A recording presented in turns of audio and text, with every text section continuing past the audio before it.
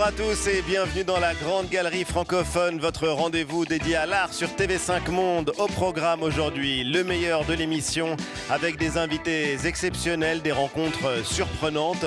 Des artistes vont nous dévoiler leur processus de création et nous offrir des performances uniques. À mes côtés, comme d'habitude, toute la bande et bien sûr Charlie Voodoo qui sera au piano. L'art dans tous ses états, c'est dans la Grande Galerie Francophone et c'est parti. On va démarrer avec notre première question. C'est un rituel. Je la pose à tous nos invités. Les émissions. Toutes les émissions. J'ai tout regardé, j'ai rien raté. Eh ben merci. En tout cas, on est ravis de t'accueillir. Qu'est-ce que l'art apporte à votre vie ? L'art m'apporte, ça apporte un sens à ma vie en fait depuis que je suis petit. J'ai vraiment la sensation que ma vie serait très différente et que je serais bien plus triste sans l'art. Donc j'ai envie de dire un peu cliché, mais ça m'a sauvé la vie tout simplement. Sauvé la vie, rien de moins. Ouais, je pense, ouais. Mais en quel sens ? Sauvé de plein de mauvais chemins que j'aurais pu prendre, d'histoires personnelles parfois difficiles à la maison. Et on se réfugiait dans notre petit garage qui devenait un laboratoire artistique avec mon frère. On dessinait, on écrivait des raps et ça nous a... Ouais, c'était une bulle qui nous a isolés de plein de choses. Ouais. Moi, je pense que si je me suis beaucoup intéressé à l'art, c'est parce que je suis complètement athée et qu'on a toujours besoin, dans son esprit, d'avoir quand même quelque chose d'un peu mystique, d'un peu transcendant. Sacré ? Un peu sacré, en tous les cas. Et comme je me suis jamais retrouvé dans quelques religions, je suis un peu, pas ni Dieu ni maître, mais en tous les cas, j'ai un désir d'indépendance et j'aime pas l'idée de dépendre, des gens, des autres, d'une philosophie, de quoi que ce soit. Et dans l'art, tout d'un coup, c'était quelque chose qui paraissait plus grand que moi, plus grand que la vie. Et très vite, ça a été... c'est pour ça qu'à chaque fois quand je suis en déplacement, je rentre dans les galeries, dans les musées, parce que c'est un endroit un peu mystique, finalement, dans lequel je trouve certainement ce qui me manque ailleurs. Pour moi, c'est une garantie de santé mentale. C'est la fameuse phrase de Louise Bourgeois. Je crois que ça permet de nous protéger de la vérité et c'est un moyen aussi de dire ce qu'on ne peut pas dire en société. Louise Bourgeois, c'est un modèle ? Mais c'est même grâce à elle que j'ai choisi mon prénom, puisque on a commencé ensemble le Grand Journal et on m'avait demandé de changer de prénom et j'ai choisi Louise en hommage à cette grande artiste qui m'a interpellée dans sa façon d'approcher la vie, mais aussi de parler de son art, parce que j'ai toujours trouvé dans ses documentaires qu'elle avait une façon très très très saisissante de parler de ses œuvres. On ne savait pas si elle jouait un jeu, si elle était faussement naïve ou un peu psychotique. Et est-ce qu'il y a une expo, un moment, une œuvre particulièrement qui vous a marqué Ouais, surtout un musée en fait, le musée des abattoirs. À Toulouse. À Toulouse, où on passait tout le temps devant, où notre mère nous amenait parfois. Qui est un espace génial. Qui est exceptionnel et plein d'expos. Et je me souviens surtout d'œuvres de Frank Skirty. C'était des néons un peu déformés comme ça, qui étaient devant le musée avant même que j'y rentre. Et à chaque fois, je me disais, mais c'est quoi pourquoi ça m'interpelle? Qu'est-ce que c'est? Frank Skirty, on va le voir à l'écran. Il a donc des installations qui sont assez troublantes, souvent faites avec des néons, des reflets. Pourquoi lui? Parce que ça m'a marqué quand j'étais petit. En fait, c'était mon premier rapport à quelque chose qui était différent visuellement. Et de se dire, mais attends, est-ce que j'ai bien vu ce sigle de pharmacie ou ce logo de tabac? Comme s'il était reflété dans une flaque d'eau. Ouais, dans une flaque d'eau, dans de l'eau. Donc ça a été mon premier rapport à ça. Et puis un jour, j'ai passé les portes du musée, puis j'ai découvert plein d'expos. Et vous avez collaboré du coup avec Frank Skirty pour faire un logo un logo d'un kebab. En fait, j'ai repris son kebab déformé. Et juste en bas, avec des artistes potes à moi à Toulouse, on a recréé la façade hyper réaliste avec la viande du kebab. On a même enregistré le kebab où je vais tout le temps. Alors on va continuer à découvrir votre passion pour l'art, Oli, tout au long de cette émission, mais pour le moment, et comme chaque semaine, la bande de la Grande Galerie Francophone a fait le tour de l'actualité et va nous révéler sa dernière claque artistique. C'est la claque de la semaine.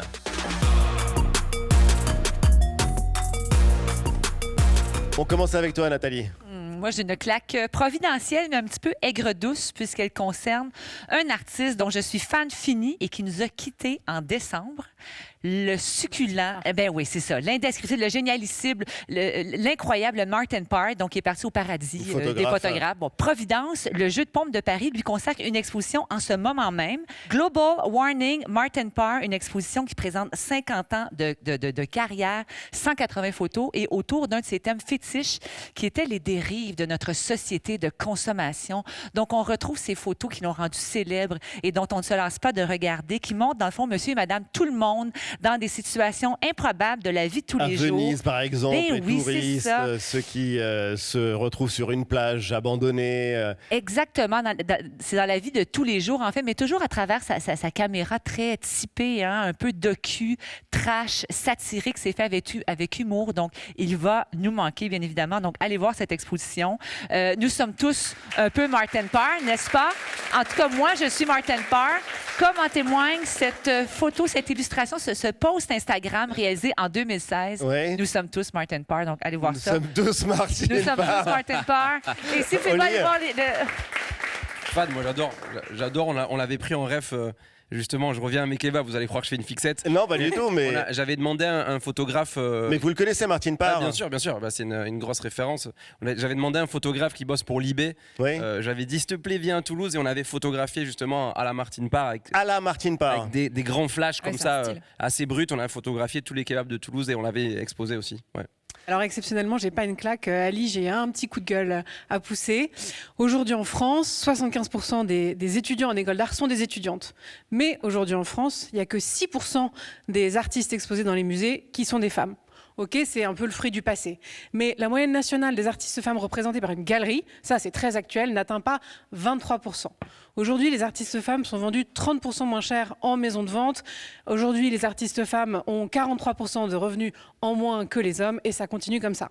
J'ai lu récemment ce livre passionnant, Les Refusés de Anne Bourrassé. Oui. C'est une critique et historienne d'art qui nous explique que tous ces chiffres sont liés à des siècles d'invisibilisation des femmes artistes. Invisibilisation, le mot est important parce que le sous-titre fait réfléchir. Les femmes artistes n'existent pas, c'est exactement faux. C'est tout à fait faux. Elle nous le montre, elle nous donne plein d'exemples. Qui connaît Janet Sobel, une artiste américaine qui a inventé le dripping, la fameuse technique du goutte à goutte que Pollock s'est toujours approprié, exactement. Qui sait que Berthe Morisot est vraiment celle qui a inventé l'impressionnisme et non pas Monet, Pissarro, voilà, et consorts qui s'en attribuent l'origine. Qui connaît Artemisia Gentileschi? Bon, on commence à parler. Maintenant, on commence à la connaître. Mais beaucoup de ses œuvres ont été attribuées au Caravage. Et voilà, et des exemples comme ça, il y en a plein. Les artistes femmes aujourd'hui réduites à un prénom par l'industrie du cinéma, Nikki, Frida, Paola, alors que les hommes, eux, ont droit à leur nom de famille, Mr. Turner, Gauguin, Rembrandt et j'en passe. Enfin bref. Lambert. Mr. Lambert. Vous êtes au courant de mon biopic? Bravo. Donc voilà, bon, c'est pas gay, mais c'est pas une fatalité. Les choses peuvent changer. Le musée de Baltimore, par exemple, depuis 2020, n'acquiert plus que des artistes femmes dans ses collections pour espérer atteindre la parité. Pour essayer de rétablir la jauge. Ils ont même vendu un Warhol pour acquérir de nouvelles artistes femmes. Voilà, donc on veut plus de musées comme celui de Baltimore. Il faut que institutions, musées, écoles d'art, galeries, journalistes aussi, on se mobilise tous collectivement pour que les choses changent et pas que le 8 mars. Tu nous rappelles le titre du livre? Les Refusés, Anne Bourrassé. Comme Absolument. Le salon des refusés. Merci beaucoup. Charlie, ta claque de la semaine? Ma claque à moi, c'est très divertissant, c'est visuel, il s'appelle Aaron News. Alors voilà, ce qu'il fait, c'est du stop motion, c'est-à-dire qu'il décompose image par image. On le fait avec des objets, lui, il le fait avec son propre corps. Voilà, donc il fait des déplacements qui sont impossibles à faire dans la vie normalement, à moins d'être extrêmement souple. Et c'est un boulot de dingue, mine de rien, parce qu'on voit comme ça, c'est amusant, ça dure 10 secondes. Et en fait, c'est des heures, des journées de travail entières, parce qu'entre chaque image, la lumière change. Donc il doit tout réétalonner pour que tout soit fluide. Voilà, il transforme son corps. Et la musique, on l'a pas, mais il prend de la musique contemporaine, piano, violon, qui remonte lui-même, qui passe à l'envers. Voilà, et il fait tout ça. Lauriane ? On va dans les sous-sols de Paris, l'une des plus grandes galeries du monde, eh bien, c'est juste sous le Louvre, dans le tunnel des Tuileries. Souvenez-vous, en 2016, ça avait fait grand bruit, la fermeture d'une partie des voies sur berge à Paris. Interdit aux voitures. Interdite aux voitures, exactement. Et donc, le tunnel des Tuileries s'est retrouvé emprunté pour la première fois par des piétons et des cyclistes. Et en 2022, coup de théâtre, l'association Artistique Réseau a fait un partenariat avec la mairie de Paris pour inviter des artistes, et notamment des street artistes, à se révéler sur les 860 mètres qui étaient disponibles de murs de ce tunnel qui relie du coup le Pont-Neuf et les Tuileries. On est juste sous le Louvre, sur les berges. Depuis, les artistes du monde entier se précipitent pour y faire des graffitis, des fresques. Ça change tous les jours. Pour ceux qui empruntent ce tunnel ou qui voudraient s'y rendre, c'est gratuit et c'est ouvert de 7h30 à 22h30 tous les jours de la semaine. Je trouve ça absolument génial d'avoir dans Paris, sous le Louvre, un endroit où on peut découvrir des choses et c'est comme un musée vivant, finalement. Merci Lauriane. Pierre, ta claque de la semaine. Est-ce que vous connaissez Rose Bertin? Est-ce que ça vous dit quelque chose? Bah si.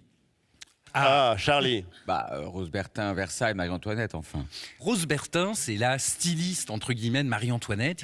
Et c'est tout le 18e qui va s'inviter au Palais Galliera, qui est le musée de la mode de la ville de Paris. Alors, ce qui est intéressant, c'est de voir comment les créateurs de Karl Lagerfeld, à Vivienne Westwood, en passant par Nicolas Ghesquière ou Jonathan Anderson, n'ont de cesse de métaboliser, réinventer son exubérance et son luxe insensé. Alors, pourquoi est-ce que ça nous parle? C'est assez amusant.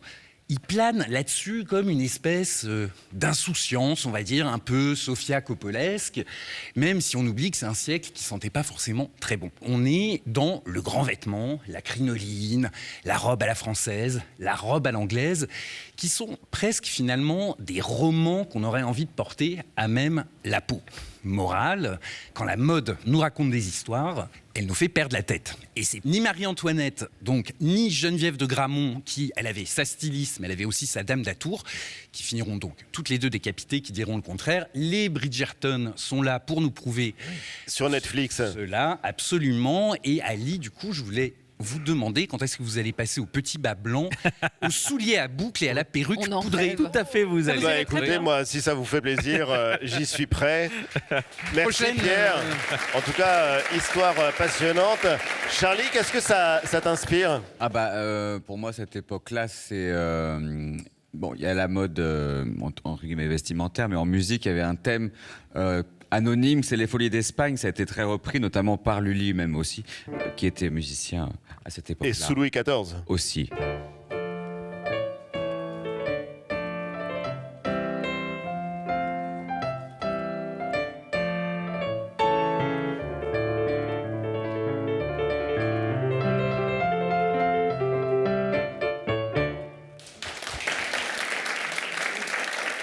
On vous voit dessiner. Qu'est-ce que vous dessinez, Inès?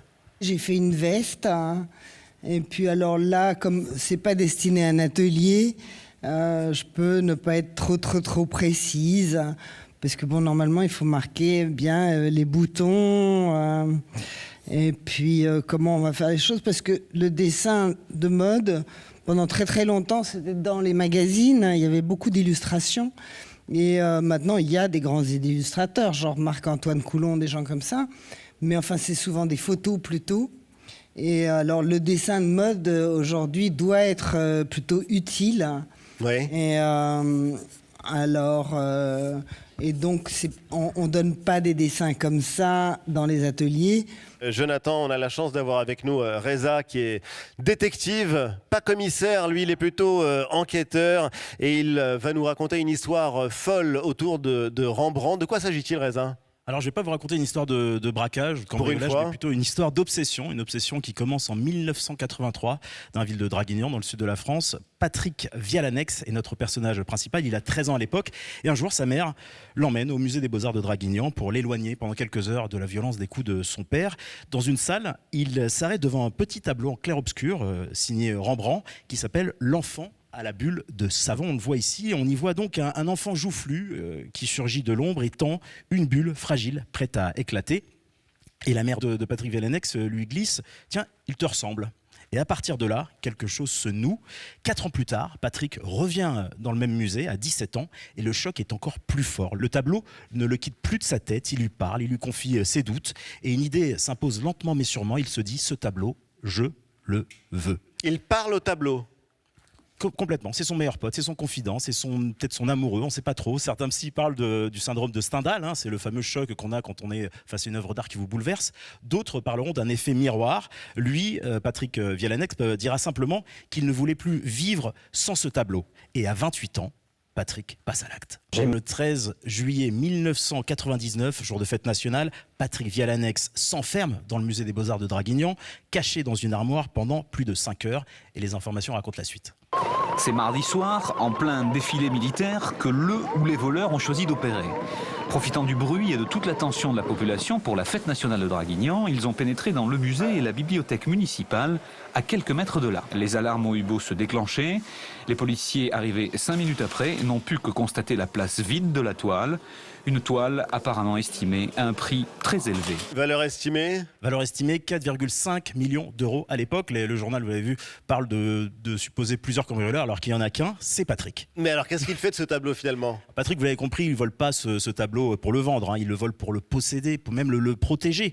Arrivé chez lui, il sort un Polaroid, il fait un selfie de l'époque, quoi. Il se prend en photo, les yeux encore brillants, content de son larcin, et puis il le cache. Il cache ce tableau tout le temps, d'abord sous un lit, puis dans une armoire, et puis au fond d'un placard. Pendant 15 ans, il vit avec ce secret au fond et au cœur de sa vie familiale. Personne dans sa famille n'a connaissance de ce tableau qui est chez eux pourtant. Même quand il déménage, il vérifie sans cesse l'état du tableau, il vérifie l'humidité, les termites, il est prévoyant des moindres cambriolages. Il suffoque à l'idée de ne pas réussir à bien le protéger, comme dans... Dingue, c'est le portrait de Dorian Gray. Exactement, c'est comme dans le portrait de Dorian Gray d'Oscar Wilde. L'œuvre devient le centre de gravité de son existence, qui le rassure et qui commence à le consumer. Un jour à bout, Patrick cherche une solution pour rendre le tableau sans se dénoncer. Un ami, entre guillemets, je mets des guillemets à ami, lui parle d'une restitution possible contre 40 000 euros. Il cède et notre pauvre Patrick se fait piéger par un faux assureur et attire l'attention de l'Office central de lutte contre le trafic des biens culturels. On a collecté un renseignement en début de semaine, lundi dernier, renseignement qui indiquait simplement la possibilité d'une transaction dans un hôtel de Nice le lendemain. Et qui portait sur un roman de volée. Nous sommes intervenus lors d'une transaction. 2 personnes qui ont reconnu leur responsabilité en matière de recel. Alors le 19 mars 2014, Patrick craque, il se rend lui-même à la gendarmerie de Nice, il avoue tout, son vol est prescrit, il est donc libre, mais il est quand même poursuivi pour association de malfaiteurs, et 2 ans plus tard, Patrick Vialanex meurt dans son sommeil à l'âge de 44 ans, comme terrassé, foudroyé par la séparation. Il n'a pas survécu à la séparation. Il n'a pas vécu à la séparation de lui et de son œuvre. C'est fou. Ouais. Mais c'est assez incroyable, ça pose des questions. Moi, je l'ai fait. Comprenez ? Vous l'avez fait ? Avec un paquet de chamallows, donc c'était. Mais moins grave. je trouve cette histoire, forcément, c'est très romanesque, mais c'est beau, quoi. C'est-à-dire qu'il y a quelque chose de très touchant, forcément. Mais puis, vous comprenez qu'on puisse aimer passionnément une œuvre au point de s'y perdre ou d'en être totalement obsédé ? Moi, je pense que justement la sagesse veut qu'on ne peut jamais totalement posséder une œuvre. Finalement, c'est plutôt elle qui vous possède parce qu'elle vous obsède. Mais finalement, il y a quelque chose d'assez vain à vouloir posséder quelque chose et on le voit. Mais c'est à la fois très touchant, très beau, évidemment, c'est mal, c'est pas bien. Mais c'est beau, quoi. Vous êtes collectionneur ? Oui, à mes heures perdues, je suis pas un grand collectionneur, mais ouais, dès que j'ai un coup de cœur, j'essaie d'acheter et j'ai pas mal de trucs sympas à la maison. Mais vous le faites à l'instinct ? À l'instinct pur. Ou est-ce que vous suivez les conseils de personnes comme Margot Bétou par exemple bientôt, j'aimerais bien. Advisor, puisque c'est devenu un métier. En tout cas, je suis comme tout le monde un peu sur les réseaux. Je vais dans des galeries. Je regarde. Vous suivez des artistes sur les réseaux, sur Insta ? Ouais, beaucoup. C'est la plus grande galerie maintenant, c'est Instagram. Hein. Ouais, c'est là où j'ai découvert plein de super artistes. Mais en effet, ouais, j'ai quelques œuvres sympas à la maison et j'adore être entouré d'œuvres. On en a au studio aussi beaucoup de tableaux, on les fait changer, on les change de place. Et qui vous pouvez nous citer des noms j'ai pas mal de dessins de Keith Haring par exemple. Oui. Dernièrement. Vous avez une passion d'ailleurs pour lui. Fan depuis que je suis petit, limite une fixette. maladive sur Kiss the Ring. J'ai dû limite me calmer un peu. Vraiment, j'achetais tout, etc. Même les objets dérivés, etc. J'étais fan petit. Vous êtes un des plus grands collectionneurs au monde de bandes dessinées originales. Vous avez 8000 pièces environ dans votre collection, si je ne me trompe pas. Il y a 65% à peu près qui seraient franco-belges. Et le reste serait divisé entre peut-être des comics américains et du manga japonais. Oui. Alors, question atroce. Si je vous demandais quelle est, en ce moment en tout cas, votre bande dessinée préférée et celle qui vous donne le plus d'émotion aujourd'hui? Ah non, je ne saurais pas. Dernier coup de cœur. Non, je ne saurais pas répondre à ça parce que...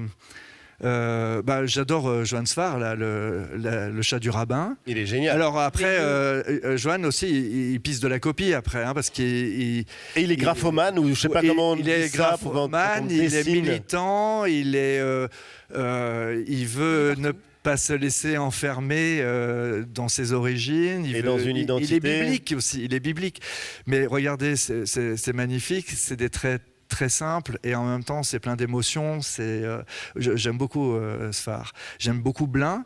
Blin, il s'amuse. Blin fait avec Jean Covici, il fait le grand bouquin à 1 million d'exemplaires sur l'écologie. Et en même temps, il va faire un bouquin avec la BRI pour suivre nos militaires quand ils vont sauver des otages, des femmes battues et tout ça. Ou sur le Quai d'Orsay. Ouais. Et Quai d'Orsay. Quai d'Orsay qui était absolument extraordinaire. Un Villepin plus vrai que vrai. Plus Villepin que Villepin. Et donc Villepin m'a dit lui-même que ça le marque, ça l'influence. Donc, à un moment donné, il prend des attitudes quand Blin le dessine. Donc, c'est assez marrant. Pourquoi est-ce qu'il y a toujours une petite réticence, même si les choses sont en train de changer, même si aujourd'hui, il y a des artistes de bande dessinée qui sont considérés comme des artistes tout court, on a toujours le besoin de rajouter artiste de BD ou dessinateur de BD. Oui, c'est vrai. Alors, je vais peut-être vous décevoir parce que je n'ai pas la réponse définitive à votre question. Peut-être Fabrice aurait une interprétation. Je crois que dans la bande dessinée aussi, c'est quand même... c'est pas que du dessin. C'est-à-dire, les gens vont penser qu'il y a une représentation visuelle, etc. Donc, certaines pages de BD, on va dire, c'est aussi beau qu'un tableau, etc. Mais en vrai, c'est pas le cas parce que moi, personnellement, les bandes dessinées... J'ai toujours été réticent à l'idée d'exposer, entre guillemets, mes pages dans des galeries ou dans des... Ah oui ? Oui, parce qu'en fait, je trouve que la place des pages d'une bande dessinée, c'est dans un livre. Elles sont faites pour être lues les unes après les autres. Case après case. La mission, c'est d'être dans un livre et de participer à l'histoire. Et donc, quand on les sort et qu'on les expose comme une œuvre d'art, entre guillemets... À part entière. Je trouve que c'est presque un contresens, un petit peu, personnellement. La bande dessinée, c'est un rythme, il y a quelque chose de musical, c'est destiné à... On ne doit pas s'attarder sur une page, on doit passer d'une case à l'autre, on peut revenir en arrière, on a besoin que les pages soient toutes ensemble reliées. Vous utilisez parfois le terme roman graphique qui peut paraître un peu plus classe que bande dessinée, bon enfantin. Alors non, c'est rigolo. Disons que roman graphique, en effet, il y a peut-être un côté un peu gentrification. Pour moi, c'est de la bande dessinée. Embourgeoisement. Pour moi, c'est vraiment peut-être c'est inspiré du manga. Disons que c'est le manga un peu à l'européenne, dans le sens où c'est une bande dessinée avec beaucoup de pages, plus petit format et qui donne l'impression qu'on lit un roman. Voilà, mais moi, je n'emploie pas tellement ce terme. Je dis plutôt bande dessinée. Margot, c'est à toi. Archive.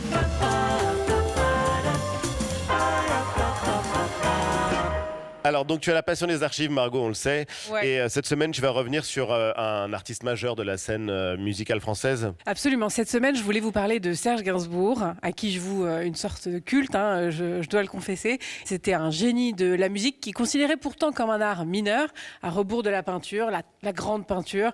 C'était ses premières amours contrariées. Il a passé sa jeunesse à peindre, mais il se trouvait médiocre, alors il a brûlé toutes ses toiles pour se consacrer à la chanson. Mais toute sa vie, il a aimé l'art classique, surtout, il se baladait au Louvre tout le temps, il adulait Delacroix ou Géricault. La peinture moderne ne trouvait pas beaucoup grâce à ses yeux, à part peut-être Bacon un peu ou Fernand Léger. Et il a écrit en 1980 un petit roman drôlissime sur un peintre pétomane, Evgeny Sokolov.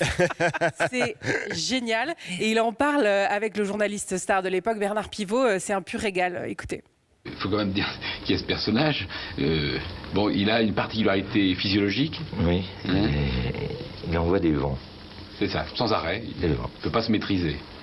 C'est grâce justement à cet avatar physiologique, comme vous dites, qu'il va devenir un grand peintre. Oui. Et il crée des gazogrammes. Qu'est-ce que c'est que les gazogrammes?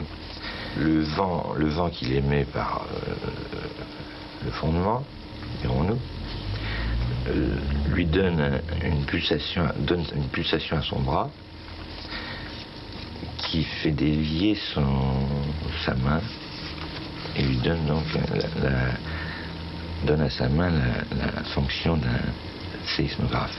Et alors, les critiques disent il est génial. Hein?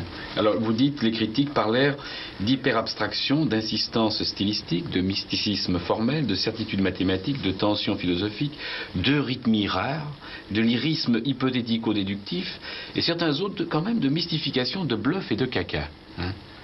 Mais pour vous, vous vous rangez parmi les seconds. Je pense que c'est du bluff, tout ça. Exact. Comme vous pensez qu'une partie de la peinture moderne, c'est du bluff, c'est du caca. Oui. Ouais, c'était vraiment pour le plaisir de revoir ce moment de télé jubilatoire et l'œil coquin de Gainsbourg qui kiffe trop son moment avec Pivot et qui prend du plaisir à critiquer les artistes de son époque. Lui qui se trouvait médiocre par rapport aux peintres qu'il adulait. Mais après, c'est un vieux combat d'historien de l'art entre les classiques et les modernes. Il y a évidemment toujours des imposteurs et c'est ce qu'il dit, mais le temps fait le tri en général. Et en tout cas, Gainsbourg, je pense qu'il restera... qui a détruit toute son œuvre. Ouais, mais il restera, en tout cas pour moi, au panthéon de la musique. Peut-être que d'ailleurs, Charlie, tu peux lui rendre un petit hommage. Il ne faut pas rester que sur ça, évidemment qu'il a fait des trucs superbes, il ne faut pas qu'il doute, enfin, même si on ne peut plus trop lui dire maintenant. Voilà, la chanson préférée de Gainsbourg, c'est une chanson de jeunesse, c'est la chanson de Prévert. Oh, je voudrais tant que tu te souviennes. Cette chanson était la tienne. C'était ta préférée, je crois. Elle est de Prévert et Cosma. Bravo, merci.